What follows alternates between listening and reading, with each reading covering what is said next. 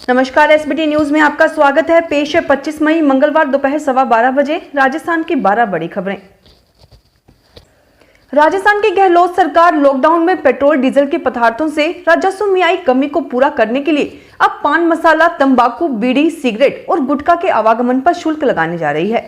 मुख्यमंत्री अशोक गहलोत के निर्देश पर राज्य के वित्त विभाग में प्रस्ताव तैयार कर लिया गया है।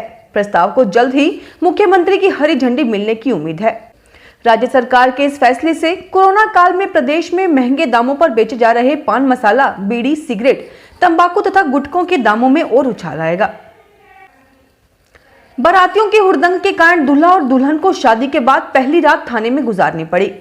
बारात में आए बारातियों ने शराब पीकर ट्रेन में इस कदर गदर मचाया कि उन्होंने न केवल यात्रियों के साथ बदसलूकी की, बल्कि जीआरपी के जवानों के साथ भी मारपीट कर उनके हथियार छीन लिए गए। बाद में एक्शन में आई जीआरपी ने हुड़दंगी बारातियों को गिरफ्तार करने के साथ ही दूल्हा और दुल्हन को भी पकड़कर थाने में बिठा दिया। देश में कोरोना वैक्सीन की कमी के बीच विदेश में इसकी सप्लाई नियमों में फंस गई है। अमेरिकी कंपनी फाइजर का कहना है कि वह सिर्फ केंद्र सरकार को वैक्सीन सप्लाई करेगी। उधर केंद्र सरकार का कहना है कि फाइजर के साथ मॉडर्ना हमारे संपर्क में है। कई राज्य सरकारों के मुताबिक उन्होंने भी फाइजर और मॉडर्ना से संपर्क किया था, लेकिन उन्हें जवाब मिला कि वे सिर्फ केंद्र सरकार से ही डील करेंगी।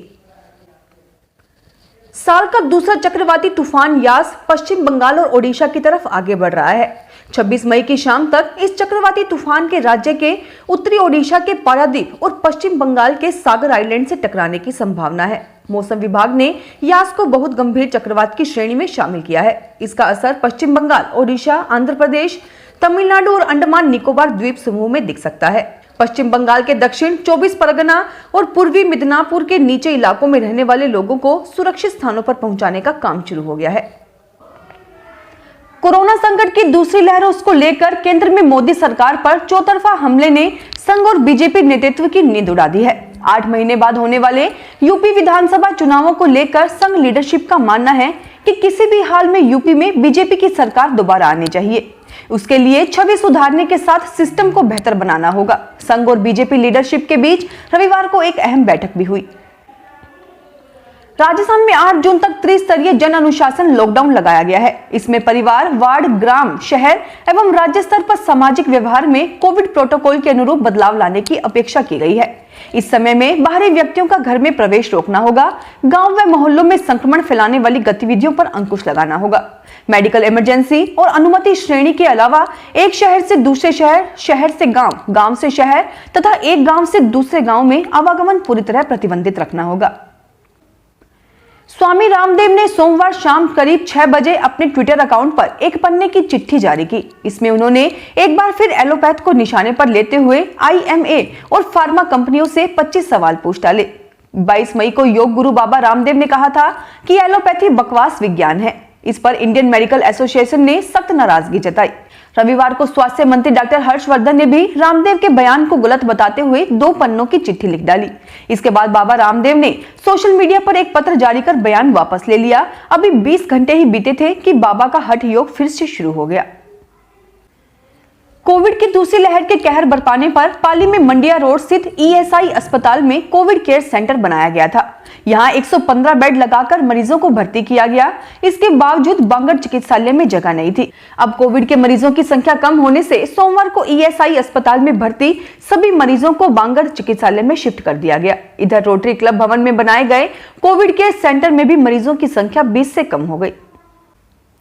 नागौर जिला वासियों को ब्लैक फंगस के संभावित संक्रमण से बचाने के लिए जिला कलेक्टर ने मुख्य चिकित्सा एवं स्वास्थ्य अधिकारी डॉक्टर मेहराम महिया को ऐसे कोविड मरीजों की सूची तैयार करने के निर्देश दिए हैं जो अस्पताल में भर्ती हैं या उनका इलाज पूरा हो चुका है, लेकिन वे कैंसर, डायबिटीज व अन्य गंभीर बीमारियों से पीड़ित है, ताकि उन्हें ब्लैक फंगस के संभावित संक्रमण से बचाने के लिए समय रहते उनका इलाज शुरू किया जा सके। अजमेर स्थित महर्षि दयानंद सरस्वती विश्वविद्यालय के सालाना परीक्षा फॉर्म का कोई अता पता नहीं है। लेट लतीफी से विद्यार्थियों और खुद विश्वविद्यालय को नुकसान हो रहा है, लेकिन कोरोना संक्रमण, लॉकडाउन और फर्म की तकनीकी पेंच से मामला अधर में झूल रहा है। विश्वविद्यालय को सत्र 2020-21 की वार्षिक और सेमेस्टर परीक्षाएं करानी है। इनके लिए ऑनलाइन फॉर्म भरवाने हैं। शेखावटी की संस्कृति के साथ सेठ साहूकारों की पहचान हवेलियां भूमाफियाओं के निशानों पर है। सरकारी नियमों को रौंदकर इनके छज्जों, गोखों और बरामदों के साथ भित्ति चित्रों पर हथौड़े चल रहे हैं। अंचल के महज सीकर जिले के लक्ष्मणगढ़, फतेहपुर और रामगढ़ शेखावटी में ही पिछले 5 वर्ष में 100 से अधिक हवेलियों को निस्तानबूद कर दिया गया है। धरोहर संरक्षण को लेकर जिम्मेदार चुप्पी साधे हैं और माफिया गिरोह के लोग नियमों की ढील का फायदा उठाकर आवासीय के नाम पर व्यवसायिक बहुमंजिला इमारतें बनाकर चांदी कूट रहे हैं। कोरोना संक्रमण के दौरान वर्चुअल कक्षाओं की शुरुआत हो चुकी है, लेकिन लॉ कॉलेज हाईटेक दौर में भी ऑनलाइन फॉर्म प्रणाली से दूर है। कॉलेज में फॉर्म हार्ड कॉपी और ब्लैंक ड्राफ्ट से फीस जमा हो रही है। भले ही विद्यार्थियों को असुविधाएं हो, लेकिन कॉलेज शिक्षा निदेशालय को सरोकार नहीं है। राज्य में 2005-06 में 15 लॉ कॉलेज स्थापित हुए। इनमें अजमेर, भीलवाड़ा, सीकर, नागौर, सिरोही, बूंदी, कोटा, झालावाड़ा और अन्य कॉलेज शामिल हैं। फिलहाल इस बुलेटिन में इतना ही। फिर हाजिर होंगे और बड़ी खबरों के साथ। एसबीटी न्यूज के वीडियो देखने के लिए हमारे चैनल को सब्सक्राइब करें और नोटिफिकेशन पाने के लिए बेल आइकन को प्रेस करें।